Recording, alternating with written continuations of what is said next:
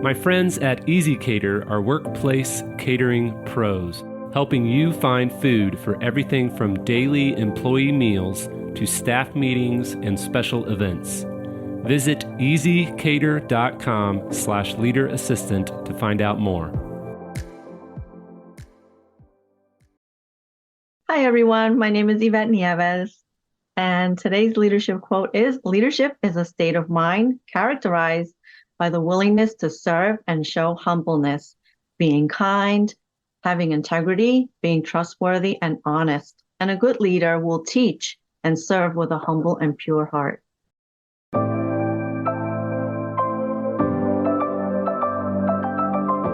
The Leader Assistant podcast exists to encourage and challenge assistants to become confident, game-changing leader assistants.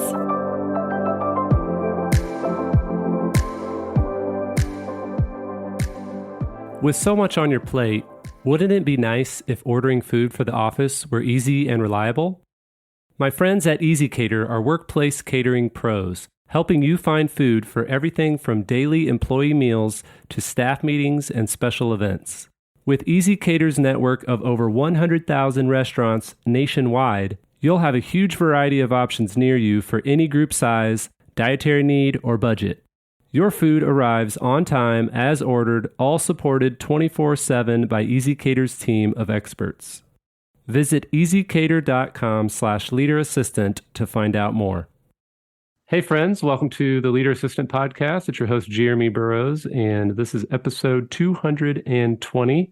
You can check out the show notes at leaderassistant.com/220, leaderassistant.com/220. Today, I'm excited to be speaking with Yvette Nieves, and Yvette is an executive assistant at Nestle Health Science. Yvette, how's it going? Great. Hi, Jeremy. Thank you for having me here today. Yeah, I'm excited to jump in and learn more about you, and it's great to meet you finally. Are you on the East Coast? Is that right? Yes, I am in the New York area. I'm out in Long Island. Awesome. And are you from that area? Originally from Queens, but I have been living in Long Island for about almost 25 years. After I got married, we moved out to Long Island, and it's great. Great. And tell us a little bit about yourself personally. Do you have any hobbies? Do you have any pets, kids? Yes. So I am married for actually going to be married 32 years at the end of this year. Wow, And congrats. thank you. Thank you. We have one son. He is going to be 24 in next month. And we have two dogs. We have a Morkie. He's a mix, and he's about 14. And then we have a puppy that my son got last year who is 11 months old. That's her barking. She's a little schnauzer, and she's a miniature. She's really cute, very rambunctious, has a lot of energy. And so I live here on this island, and I love photography. I've always loved photography. So I've been doing photography since the late 1980s, if you can believe that. And it is just a passion that I have. And sometimes I have dry spells where I don't pick up the camera at all. And then there are days and weeks that I pick up that camera and I just go for walks at the park. I go to the beaches and I take pictures of everything. I take pictures of landscapes, of, people, places. And so that's me in a nutshell. I love photography. Love going to church. I used to sing in a choir, so I love worship music and things like that. So that's me. Oh, that's great. Love it. I used to sing in church as well, so we've got that in common. So you worked, speaking of photography, so you actually worked at Canon, is that right? That's correct, yes. And is that what got you into photography? No, actually, no. I was into photography before going to Canon. I was dying to go work for Canon. And I had a Canon camera even before I got the job. And when I found out they were looking for administrative assistants. I just, applied and got the job and was thrilled because that's like something close to my heart, photography. So it was great working for them. Nice. Was that your first assistant job?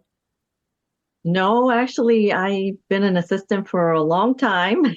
I started as a receptionist slash secretary back in the days where the assistant sat in the front and greeted people, and I'm sure they still do that now.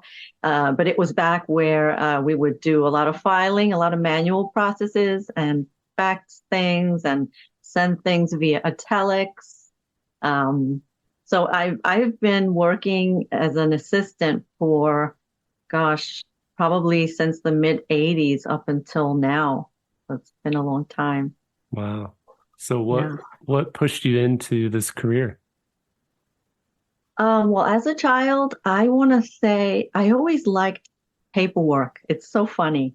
I always liked paper. I always had notebooks. I always wanted to write things. I always wanted to be in charge of something.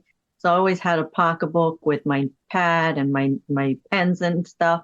And I just liked organizing things. So I didn't know where I was going to go with that. As a child, just growing up, I just knew that I liked to take care of things, write things down, and just like kind of keep order and detail. So I think I just kind of gravitated to that somehow. So were you pretty heartbroken when technology started to come in and you weren't able to do as much paper? Yes and no.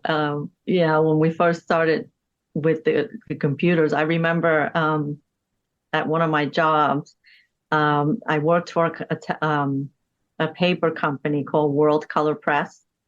I think they merged or got taken over by Quebecor Printing. But I remember working at that job and typing on an IBM Selectric typewriter, the one with the round ball on it. And I used to love when I had things to type because I used to love the sound of just typing. I'm just like such a nerd. And I would type. And back in the day when we had to use carbon paper, that was a big thing for me, using a carbon paper. And if the boss had changes, then we'd have to type it all over again. But when we transitioned to computers, and it was Word. I guess it was Word Perfect. That was the first. Yeah. It was fine. I didn't feel like I was going to lose the paperwork. I had plenty of paper and filing to do, and it was fun learning a new process and getting into technology.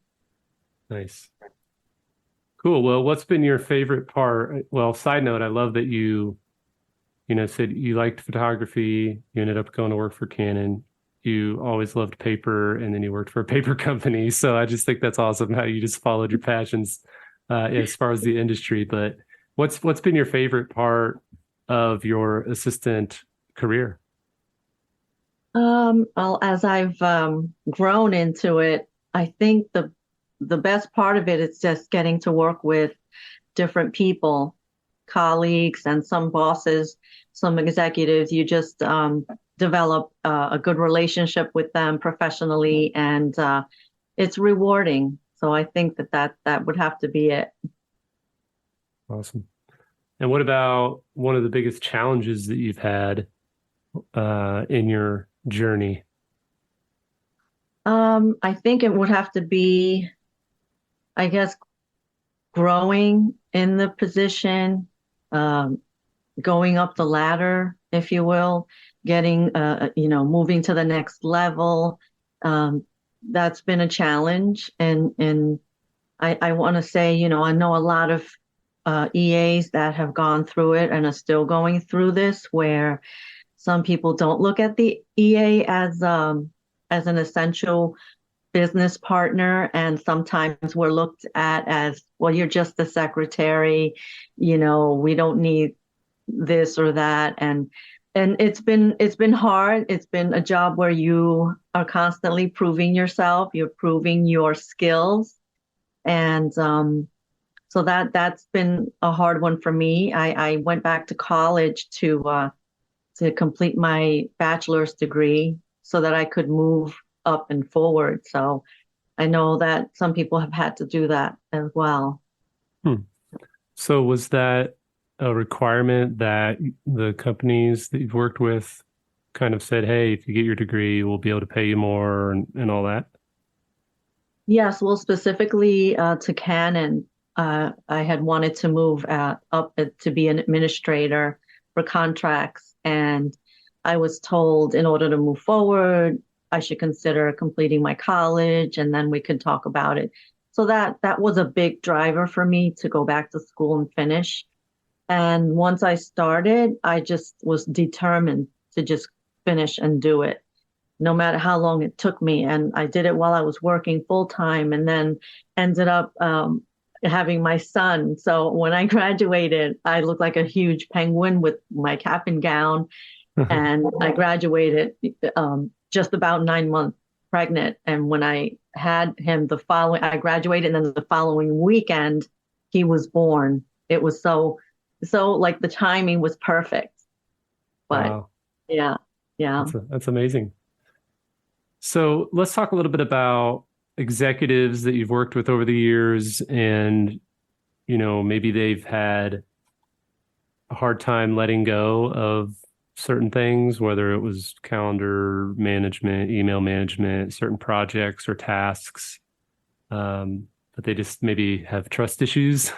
Yes. How have you, or then versus like the executive that gives you full control and is just like, oh, you take care of it. Like, have you navigated those different types of executives? And then what would you say to assistants listening who are trying to help their executives see the light and give up more control? Right. Fortunately, yes, I have gone through both scenarios, and it's been tough. So the executive that has trust issues and they don't want to let go, they feel, well, I don't need an assistant. I'm self-sufficient. I can do this. They maybe, I working with someone new coming into the company, and they're used to a certain way, or they're used to their old EA and the way they did things, and then coming in to meet a new assistant. Sometimes it's, you can have a very slow start.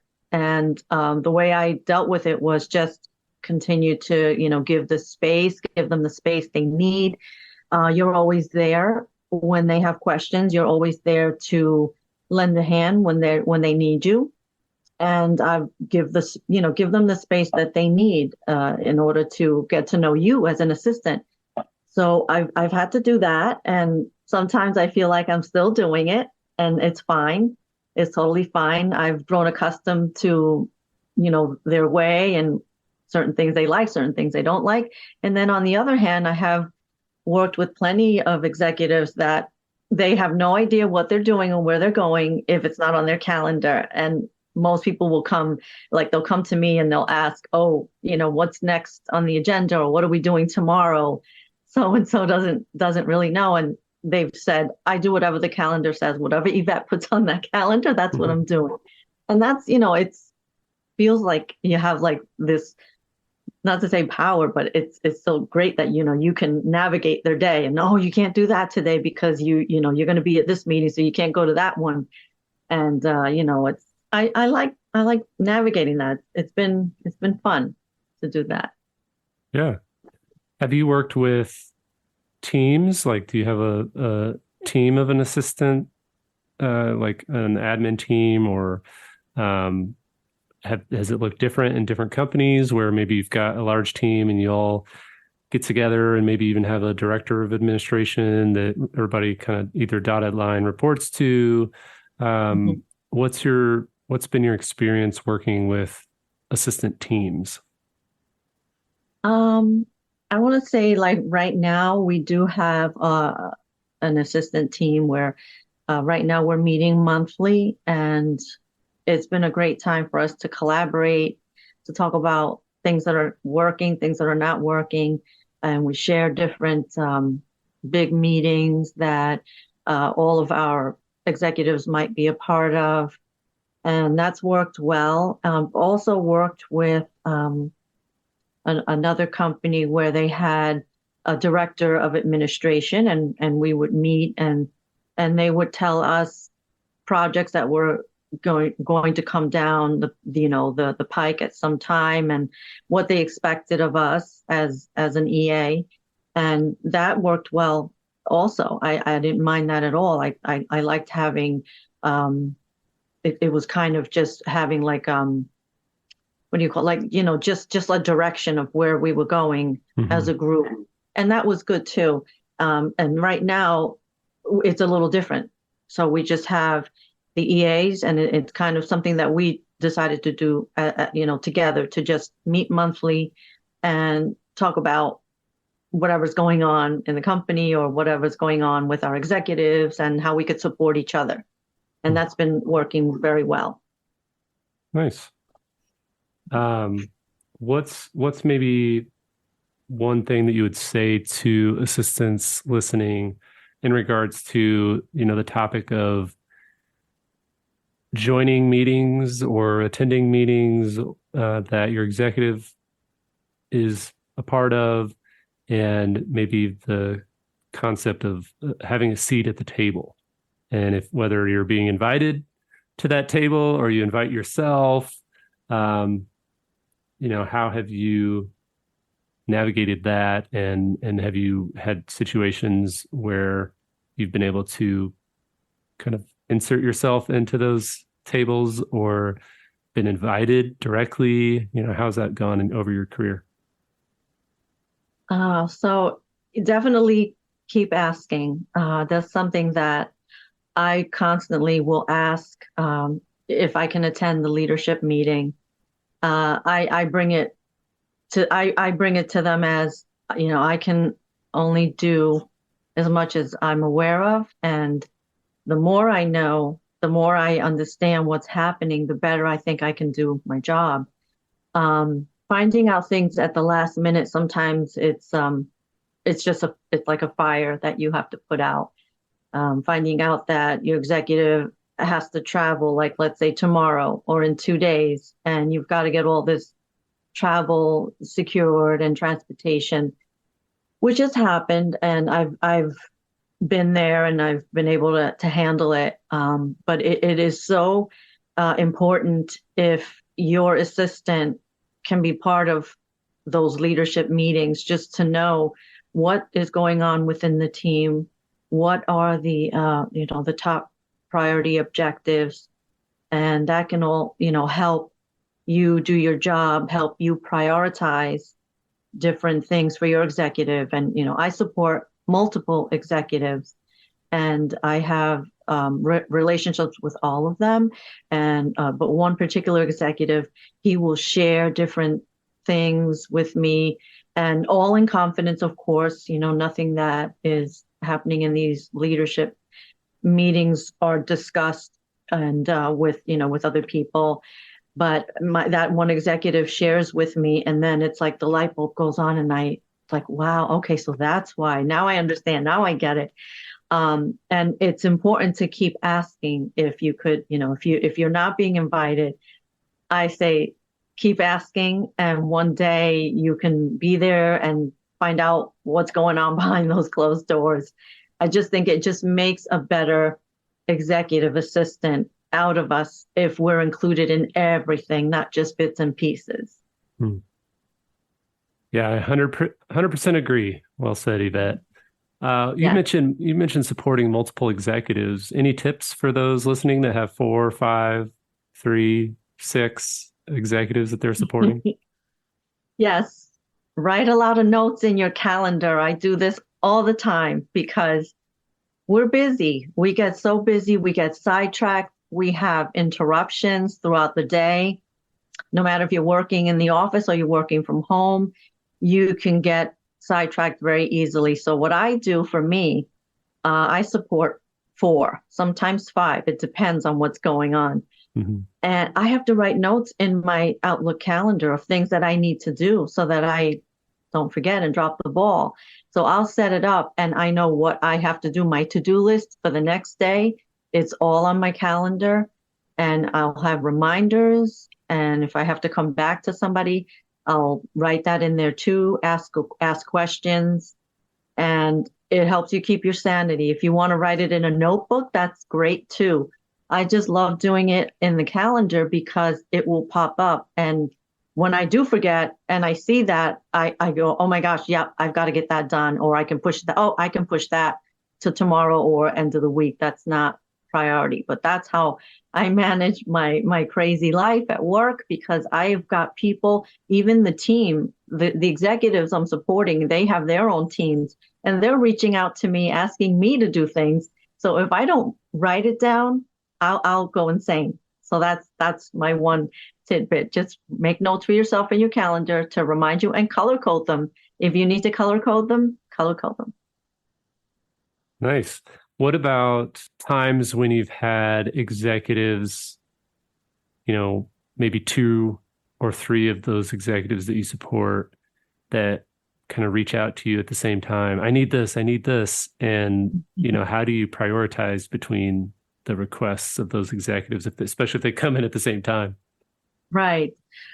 Well, I know that if it's the president of your department, they know, and they tell me, oh, I know so and so already asked you to do it. Do theirs first, and then if you can take care of mine, no problem. Sometimes I can kill, 2 birds with 1 stone, and I'll do that if I'm already on the phone booking travel or getting transportation.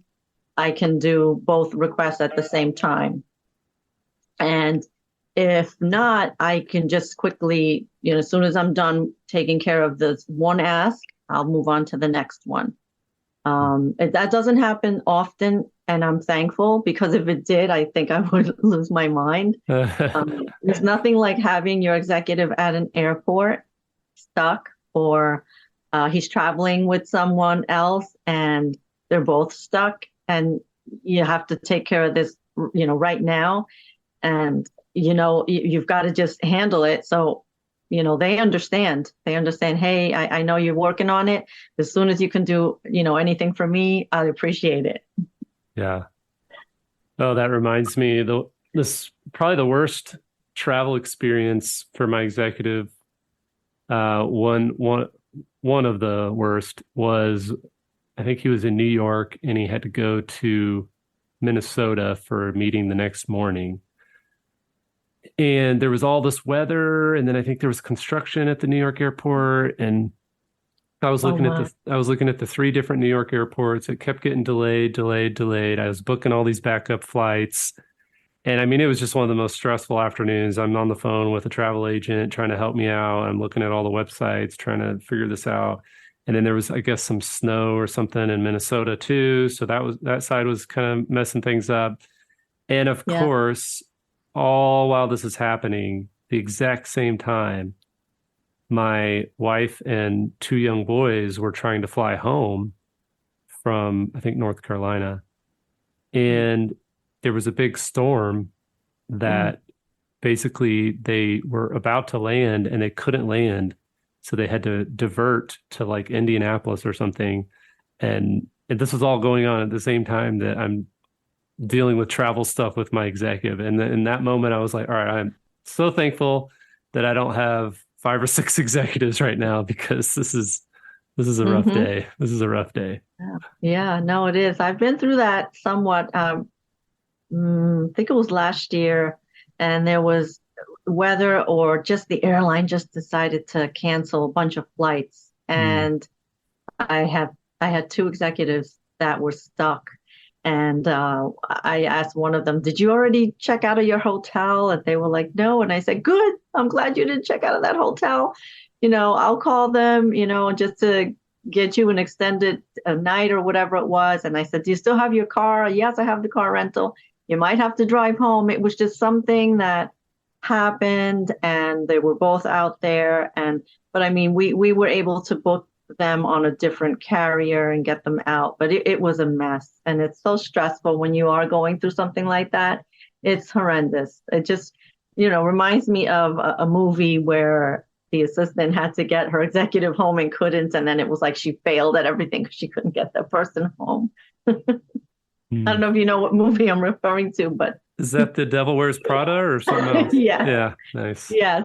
When that movie first came out, I said, that's my life. Oh my gosh, they have me on screen. This is me. Wow. Sometimes, not always. Nice. Well, Yvette, what would you like to say? Let's say you're on stage with thousands of assistants staring at you, wanting some inspiration. What's one thing that you would say to assistants of the world? I would say, hang on. It gets better as time goes on. Sometimes it will get better. Continue learning. Ask lots of questions. Don't be afraid to ask questions. I always say that no question is silly. There's a reason behind each question, and it's a learning opportunity.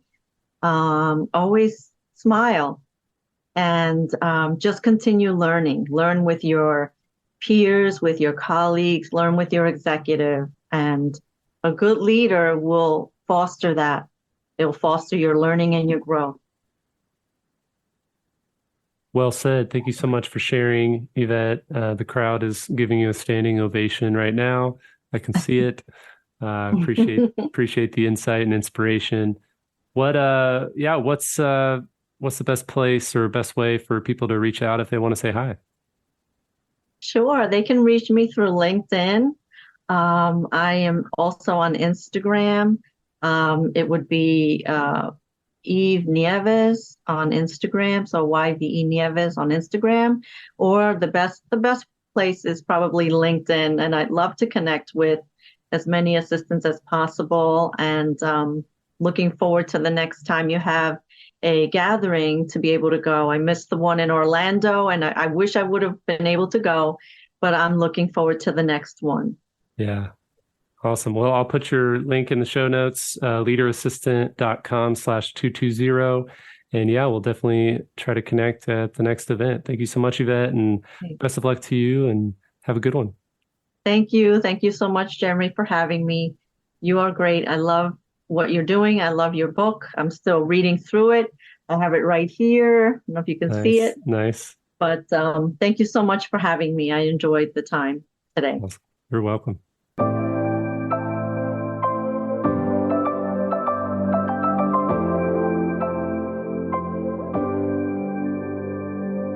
Please review on Apple Podcasts.